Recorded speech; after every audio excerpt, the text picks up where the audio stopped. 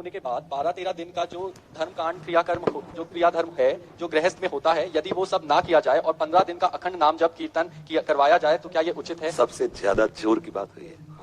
हाँ, 2-4 लड्डू खोए के मिला के देने से जीवात्मा को तृप्ति नहीं हो जाती। जिस समय उसके निमित्त से अगर 12-13 दिन नाम कीर्तन कर लो तो कहीं भी हो जाए उसका परम मंगल होगा। नाम सबसे बड़ी यज्ञ है। यज्ञों में सर्वश्रेष्ठ यज्ञ जब यज्ञ मैं हूँ, भगवान गीता में कहते हैं। और जब भगवत मंत्र का, भगवान नाम का जितना भी सूक्ष्म हो उतना अधिक होता है। कीर्तन जितना उच्च स्वर से हो उतना अधिक महत्व होता है। कीर्तन में साक्षात प्रभु पधारते हैं। 12-13 दिन किसी के नाम के प्रति कीर्तन किया जाए, निश्चित उसका कल्याण। इसमें ये बहुत अच्छा लगा। यदि ऐसा हो, वो कोई भक्ति कर सकता है। जैसे ब्याह हुआ पुत्री का तो भाई जी ने अखंड कीर्तन रखा और बारात के साथ अखंड कीर्तन चला, पंगत हुई, अखंड कीर्तन पूरा, मतलब नाम कीर्तन, कोई भी बीच में गाना बजाना नहीं, कोई बैंड बाजा, नाम कीर्तन, मृदंग मंजीरा, ये तो भक्तों के द्वारा ही होता है। सबसे बड़ा महामहिमा में प्रभु का नाम है। वो नाम की जय घोष हो रही, नाम की गूंज हो रही, उस जीव का परम मंगल होगा, इसमें कोई संशय नहीं। सर महाराज जी, किसी महापुरुष ने कहा कि श्री राम ने भी जब मानव अवतार लिया तो उन्होंने भी अपने पिता का पिंडदान किया। हाँ, लेकिन एक इसमें ध्यान देने योग्य बात है, भगवान जब अवतार लेते हैं तो जिस समय जैसा वेश होता है ठीक वैसी ही लीला करते हैं। मर्यादा पुरुषोत्तम भगवान जब अवतार लिए तो उन्होंने अपने चरणारविंद की भक्ति का भाव करके कभी जय श्री राम जय सुना? वो बात हनुमान जी से पूछो, समझ रहे हो ना? भगवान अवतार लेते हैं तो धर्म की स्थापना करते हैं, और जब भक्त अवतार लेते हैं तो भगवान की भक्ति की स्थापना करते हैं। ये भगवान की भक्ति की स्थापना की बात है। भगवत धर्म के महारस का अनुभव कराने के लिए भगवान का कृपा रूपी संत जन होते हैं। वही भगवान जब एक वैरागी के रूप में अवतरित होते हैं, भगवान ऋषभ देव जी के रूप में वैराग्य धारण करते हैं, तो आप देखो उनका राज और उनका वैराग्य। वही श्री राम जी जब वनवास का स्वरूप धारण करते हैं तब आप उसमें देखो बहुत प्रार्थना कर रहे हैं सुग्रीव जी, एक बार किष्किंधा में प्रवेश करूंगा नहीं, आज्ञा है, 14 वर्ष तक वनवास नहीं गए। आप देखिए तो प्रभु वही लीला करते हैं जो वेश काछते हैं, वैसी बिल्कुल ठीक वैसी लीला करते हैं। इसलिए भक्त को भगवान ने कहा मोते अधिक संत कर लेखा, क्योंकि भगवान तो और धर्मों की स्थापना भी करते हैं, लेकिन भक्त केवल भागवत धर्म की स्थापना करते हैं। जो भगवान ने इशारा किया, सर्वधर्मान परित्यज्य मामेकम शरणम व्रज, इसकी पूर्ति, इसकी स्थापना भक्तों से होती है। भगवान तो सूत्र बोल दिए, लेकिन भक्त उसकी स्थापना करता है। और भगवान स्थापना करते हैं दुष्टों का विनाश करके धर्म की, और भक्त स्थापना करते हैं दुष्टता का विनाश करके भागवत धर्म की।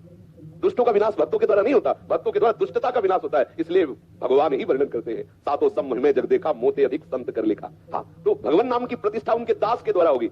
कभी सुना है भगवान को अपना नाम कीर्तन करते हुए? लेकिन कभी हनुमान जी के हृदय में देखा झांक के, रोम रोम राम रंग में रंगा हुआ है? कोई देखा चेष्टा? केवल राम नाम कीर्तन में, राम नाम चिंतन में, राम रूप में डूबे हुए। हमें अगर भक्ति की बात करनी है तो हमें श्री हनुमान जी के चरणों की तरफ देखना होगा, क्योंकि भक्ति की स्थापना करते हैं। अगर धर्म की बात करनी है तो भगवान श्री राम की तरफ देखो, क्या धर्म है किसका, उसमें आचरण, भाई के प्रति भाई का क्या धर्म, एक पुत्र का क्या धर्म, एक राजा का क्या धर्म, एक प्रजा का क्या धर्म, पूरा का पूरा प्रभु ऐसे आचरण करके दिखा रहे। समझ रहे ना? रामवीर जी, महाराज श्री के श्री चरणों में कोटि कोटि दंडवत प्रणाम। महाराज श्री से प्रार्थना है कि मुझे ओम नमो शिवाय का जप करता हूँ। अब 1 साल से YouTube के माध्यम से आपसे जुड़ा हूँ। मेरा मार्गदर्शन करें कि मैं राधा नाम जप करूँ या शिव जी का ही नाम जप करूँ। मेरी यह दुविधा दूर करें। दुविधा नहीं, यदि अंदर से शिव प्रेरणा हो रही कि आप राधा नाम जप करो तो शिव भक्ति का फल है श्री प्रिया प्रीतम के चरणों का प्रेम होना। नरसिंह मेहता जी भगवान शिव के चरणों के पूर्ण आश्रित हो गए तो साथ ही लेके गए, साक्षात रास बिहारी ठाकुर के रास में प्रवेश दे दिया, सीधे रास में। तो ये जब प्रसन्न होते हैं, मानो पंचाक्षरी मंत्र जब फलीभूत हुआ तो आपको राधा नाम महिमा सुनने को मिली और राधा नाम में प्रियता बढ़ रही है। अब दुविधा की बात नहीं, ये शिव कृपा की बात है। आपके ऊपर महादेव प्रसन्न हो रहे हैं और राधा नाम में आपको अग्रसर कर रहे हैं, तो आप विश्वास करके वो राधा नाम की तरफ बढ़े।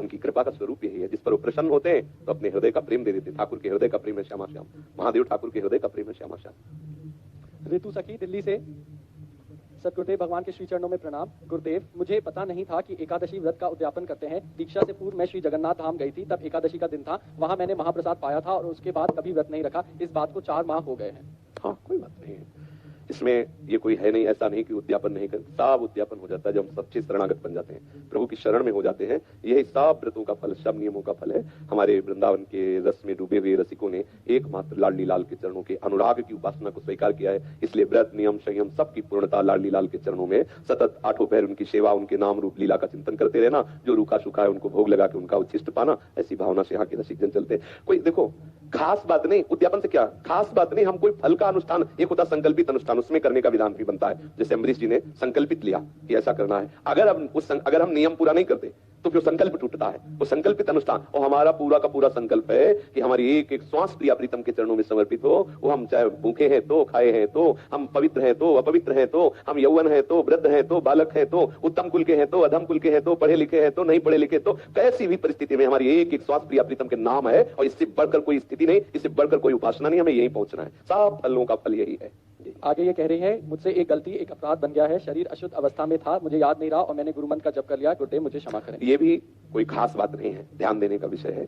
जब हमें स्मृति ही नहीं है तो हमें तो साधना का फल मिल रहा है। ध्यान देने की बात है, अंदर की बात है, सर्वज्ञ प्रभु जानते हैं। यदि हमारी मंत्राकार वृत्ति दूर ही, हमें पता नहीं, फिर शौचालय में एकदम ध्यान आया कि हमारा शरीर तो उसी समय बंद कर दिया, नाम चलाने लगे, लेकिन उसका कोई अपराध नहीं लगेगा, क्योंकि सही माने में साधना का फल यही है कि हमें बाह्य शुद्धि न रह जाए कि शरीर क्या कर रहा है, प्रिया प्रीतम के प्रेम में डूब जाए। अगर एक क्षण के लिए ऐसी स्थिति आई है और आपको होश नहीं है, वो कोई अपराध नहीं है, मनाओ कि ऐसी स्थिति बनी रहे कि होश ही ना आवे, इस मलमूत्र के भांड का होश ही ना आवे, केवल प्रिया। ये सब वहां तक पहुंचने के लिए है। वहां जब पहुंचे तो इसका कोई महत्व नहीं रहता, कोई सच्ची बात कोई महत्व नहीं रहता के लिए है। वहां जब पहुंचे तो इसका कोई महत्व नहीं रहता, कोई सच्ची बात कोई महत्व नहीं रहता। ये तो केवल वहां तक पहुंचने के लिए है, क्योंकि शरीर के प्रति हमारा जो राग है, इसलिए पवित्रता का विधान, नहीं तो हम सदैव पवित्र ही रहते हैं। चेतन अमल सहज शुक्र, हमारा स्वरूप पवित्र ही है। कभी ऐसा हो तो उसमें खेद न करें कि हमसे अपराध, जहां तक हम चेतना है वहां तक निर्वाह करें। जब चेतना रहित हो गए तो उसका फिर कोई विषय नहीं। आगे ये कह रहे हैं, प्रभु मेरे साथ हैं, इस बात से मैं निर्भय और आत्मविश्वासी बन गई हूँ। गुरुदेव क्या ये बात दैन्य होने के विपरीत है? नहीं, इसकी ठसक होनी चाहिए, इसमें दैन्यता नहीं, इसमें ठसक होनी चाहिए। हमारी लाडली जी, हमारे प्यारे, देखो कैसे बात कर रहे हैं सनातन जी। बिल्कुल नहीं करूंगा, तुझे जो भावे सो कर, चाहे गर्दन उतार दे। ये अहंकार थोड़ी बोल रहा है, ये भगवत आश्रय बोल रहा है। तू बादशाह है, तेरा हुक्म होते ही मेरी गर्दन उतार दी जाएगी, जानता हूं, लेकिन नहीं करूंगा राजकाज। श्री कृष्ण को जीवन दे दिया, तुझे जो मन भावे सो कर। ये अहंकार नहीं है, ये हमारी भक्ति का रंग है। और यह अभिमान सदैव बना रहना चाहिए हमारे प्रिया प्रीतम श्यामा श्याम अस अभिमान जाय जन भूरे। एक अंतःकरण धर्म में जो अभिमान होता है, जो भोगों के प्रति, संपत्ति के प्रति, शरीर के प्रति, विद्यादि के प्रति, वो निंदनीय है। जो प्रभु के प्रति लेकर हम होता है, वो विशुद्ध सच्चिदानंद होता है, और वो अहंकार निंदनीय नहीं, वो बंदनीय। गोस्वामी तुलसीदास जी तो मांग रहे, अस अभिमान जाय जन भूरे, मैं सेवक रघुपति पर। ये भूल करके भी अभिमान कभी ना जाए, अर्थात सदैव बना रहे। हमारे यहाँ कहते हैं, हम श्री श्यामा जी के बल अभिमानी, टेढ़े रहे मोहन रसिया। तो ये वो निंदनीय बात नहीं है, आनंददायक है। श्रद्धा जी बरेली से, महाराज जी के श्री चरणों में कोटि कोटि नमन। महाराज जी, कभी कभी मन में आता है कि वृंदावन के निर्जन स्थानों पर जाकर भूमि, वृक्ष और लताओं से लिपट लिपट कर रहूं, किंतु यह विचार बिजली की कौंध के साथ चला जाता है। इसके स्थायी रहने के लिए क्या करें? वृंदावन रज का सेवन करो, ठाकुर का चरणामृत पियो, वृंदावन के रसिकों के चरित्र पढ़ो, जो वृंदावन रजोपसेवी है, वो रंग आ जाएगा, स्थायी रंग आ जाएगा, विकलता आ जाएगी। लवकुश जी दिल्ली से, बबली जी बरसाना से, महाराज जी के चरणों में दंडवत प्रणाम। गुरुजी, मैं और मेरे माता पिता 3 साल से परेशान हैं। मेरे को एक पीपल के पेड़ से भूतनी लग गई है। वो रात को रोज 11 से 2 तक हमारे पास आती है और बहुत भयानक रूप दिखाती है। और भाई कुछ कहती है क्या? सुनो, है? मैं तुझको मार दूंगी। तो तुम कहा करो, मैं तुझको तार दूंगी। मैं लाडली जी की नगर की हूँ, लाडली जी की हूँ, तू कैसे मार पाएगी? बच्चा, कोई ऐसा सामर्थ्यशाली नहीं है कि लाडली जी के ग्राम में, लाडली जी के नाम में लगा हो उसे कोई भूत भूतली लग जाए। सच्ची बात यह है, इस बात को सब स्वीकार नहीं करते, सब भगवान ही है, उनके सिवा कोई नहीं। ये भूत प्रेत जितनी योनियां है ना, मेरा ठाकुर नाटक कर रहा है, ये बात मान लो। नामदेव जी के सामने लंबा चौड़ा भूत प्रकट हुआ, बोले आओ लंबकनाथ प्रभु आप भी आए, अले वहां भी टल प्रकट हो गए, क्योंकि वही है। पंखे में, बल्ब में, हीटर में, फ्रिज में, यंत्र के आकार के कारण उस बिजली का प्रभाव बदल गया। एक बहुत गर्म कर रहा है हीटर, और उसी बिजली से एक बहुत ठंडा कर रहा है, इतना ठंडा कर रहा है कि पानी बर्फ हो गया। एक है जीवन दान दे रहा है, छू जाओ तो जीवन ले ले, वही बिजली, बिजली में कोई अंतर नहीं। ऐसे ही श्री कृष्ण रूपी बिजली सब अनंत ब्रह्मांडों में व्याप्त है। हम उधर देखें, जब कोई भयावह स्थिति आवे उस समय आप चिंतन करो, मेरे प्रभु पधारे हैं, बिल्कुल नहीं। और ये तुम विश्वास कर लो कि राधा किशोरी के नगर में जन्मे, उनकी सखी हो, और राधा राधा दिव्या से को कोई छू नहीं सकता। बच्चा, बिल्कुल कोई नहीं छू सकता। आज से तुम डरना मत, पक्का?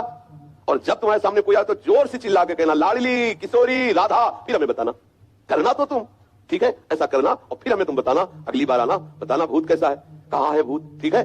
जब गंगा किनारे भ्रमण करते थे ना, तो काफी वर्ष गंगा जी की प्रदक्षिणा में किनारे किनारे व्यतीत हुए, नई अवस्था, तो जैसे कभी ये मन भयभीत करता ना कि यहाँ स्मशान है, कुत्ते लाश खा रहे हैं, कोई साथी नहीं, बड़ा संन्यास मार्ग में, तो तत्काल चिंतन आता, जब सर्वम खलमिदम ब्रह्म, तो भूत की सत्ता कहाँ है? मन कहता नहीं है, तो वही स्मशान में जाके बैठते, बैठ दिखा कहाँ है, कौन है, क्या है? सही कहते हैं, पूरा जीवन पीछे का जो सन्यास का, पूरी गंगा जी के किनारे किनारे भ्रमण करना, कुछ यमुना जी का भी किनारा इछावर आदि के लिए, महा स्मशान काशी, जहाँ 1000 लाश रोज रखी मिलेगी, सैकड़ों चिताएं एक साथ चलती है, भगवान भूत भावन कैलाशपति की नगरी, जो महा स्मशान कहा जाता है। आप जाकर के देख लीजिए, मणिकर्णिका घाट में ऐसे लाशें रखी जैसे फूल मालाएं, और वहां चिता जलती ही रहती है। और उन्हीं घाटों पे कभी ऐसा नहीं हुआ कि भय लगे। भय तब है जब आप स्वीकार कर लो। अभी आपको भयभीत कर दे कि जरा सी हवा लगी पर भूत, आप देख लो, बिना मतलब के भूत आ जाएगा आपके, आवाज भी आने लगेगी। ये मनीराम बहुत विचित्र है, आपको बिल्कुल लगेगा कि कहीं कोई ऐसा नहीं। एक योनि है, भूत योनि है, जो कर्म बिगड़ जाने के कारण, जैसे धुंधकारी प्रेत योनि को प्राप्त, ऐसी योनि है। वो अपना कल्याण करने के लिए भगवत भक्तों के सामने आते हैं, भयभीत करने के लिए नहीं। जैसे भाई जी से हनुमान प्रसाद पोद्दार जी समुद्र के किनारे बैठे हुए नाम जप कर रहे थे, तो देखा कि एक पारसी पोशाक धारण किए हुए कोई सम्माननीय व्यक्ति खड़ा है। तो भाई जी